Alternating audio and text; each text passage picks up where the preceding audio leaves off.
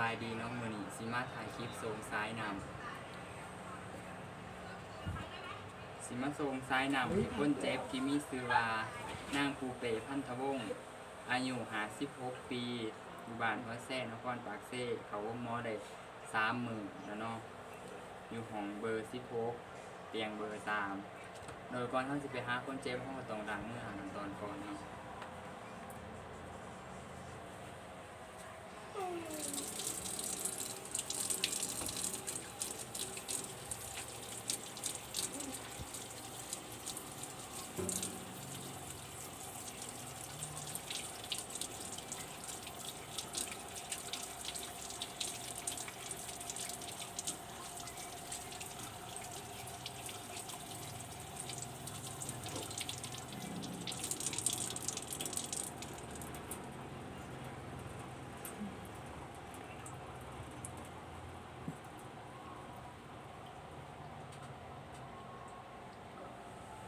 โดยเขาไปหาคนเจ็บกันเลยเนาะสบายดีแม่มีซื้อว่าปูเปะบ่เนาะโดยแม่อยู่บ้านหัวแซ่แม่นบ่โดยลูกแม่นนักศึกษาพยาบาลเด้อที่ลงมาฝึกงานมื้อนี้ลูกสิมาส่งสายน้ำให้แม่จุดประสงค์เพื่อว่าทดแทนน้ำและสารอาหารที่สูญเสียไปและเพื่อรักษาความสมดุลของกรดและด่างในร่างกายโดยเดี๋ยวลูกไปเตรียมอุปกรณ์กันเด้อ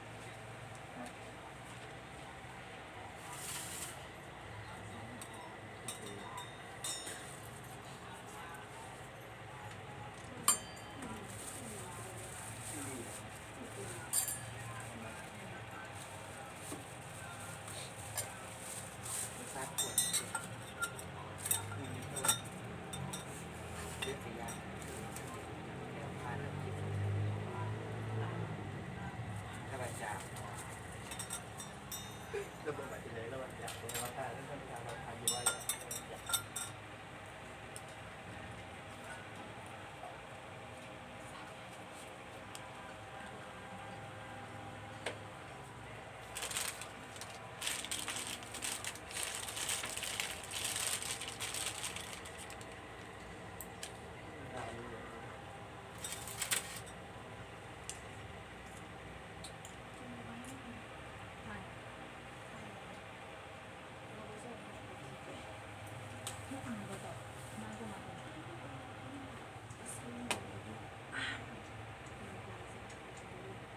สุขสันต์จิตเลย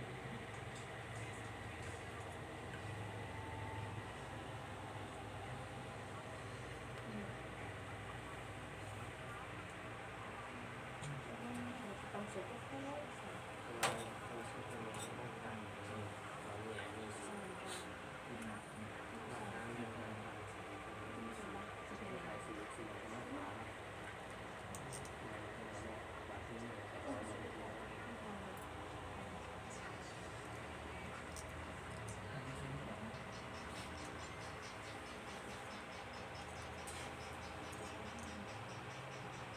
เป็นสายงานดีเป็นงานแบบนี้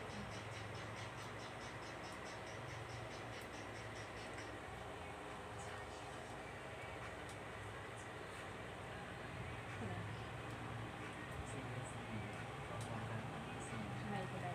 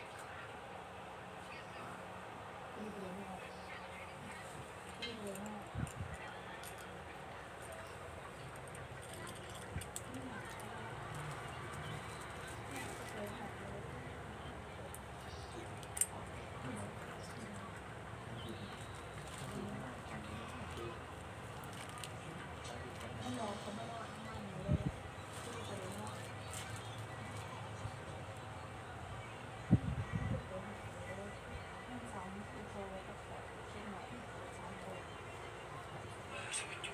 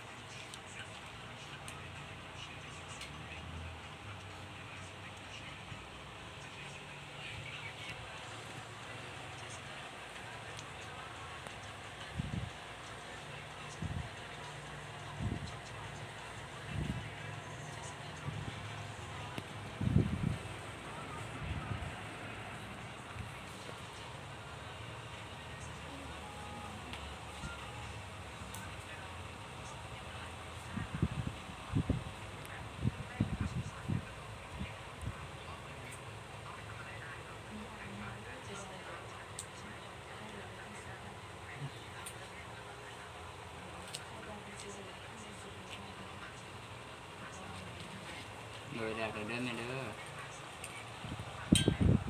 แกงสมุนไพรล้วนเลย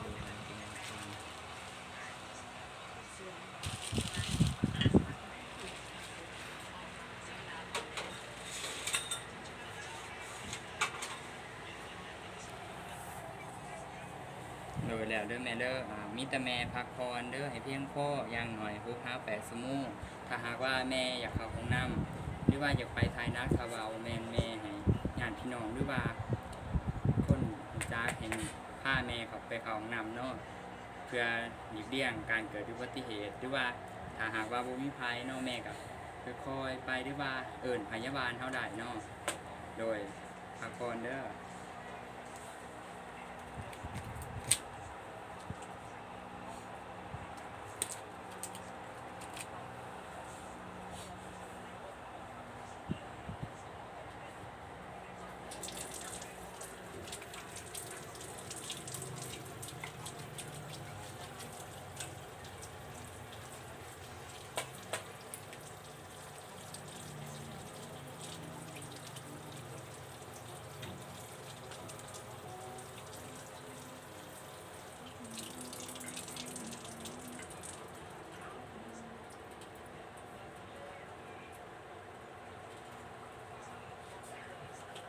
โดยจากนั้นเขาก็มาบันทึกใส่ในฝึกบันทึกเนอกในวันที่6 เดือน 2 2024ในสายสารน้ำซื้อ normal slide เนาะปริมาณ 1,000 ml ยาทีผสมแมนโอมีแล้วปล่อยน้ำแมน27 หยอดต่อนาทีเนาะเวลาเริ่มปล่อยแมน6 โมงเช้าเวลาเบิดแมน6 โมงแรงของวันที่6 เดือน 2เนาะโดยขอบใจ